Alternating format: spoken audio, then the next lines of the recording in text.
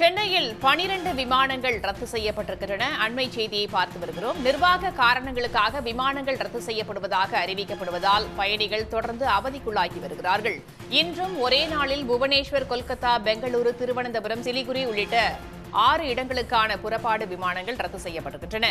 அதேபோல 6 வருகை விமானங்களும் ரத்து செய்யப்பட்டிருக்கின்றன. மொத்தமாக சென்னையில் 12 விமானங்கள் ரத்து செய்யப்பட்டுள்ளதாக அறிவிக்கப்பட்டிருக்கிறது.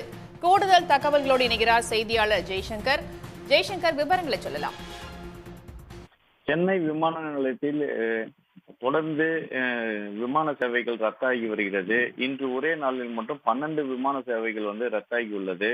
அதாவது சென்னை விமான நிலையத்திலிருந்து சமீப காலமாக விமான சேவை தொடர்ந்து ரத்தாகி உள்ளதால் அந்த விமான பயணிகள் கடும் அவதிக்குள்ளாகி வருகிறார்கள். இந்த நிலையில் தான் இன்றும் சென்னை, புவனேஸ்வர், கல்கத்தா, பெங்களூரு, திருவனந்தபுரம், சிலிகுரி உள்ளிட்ட 6 புறப்பாடு விமானங்கள், அதே போல் 6 வருகை விமானங்கள் என 12 விமான சேவைகள் ரத்தாகியுள்ளது. இது முழுவதுமே ஏர் இந்தியா எக்ஸ்பிரஸ் விமான சேவை வழங்கும் நிறுவனமாகும். இதற்காக காரணம் சென்னை விமான நிலையத்தில் தெரிவிக்கப்படுவது நிர்வாக காரணங்கள் என கூறப்படுகிறது.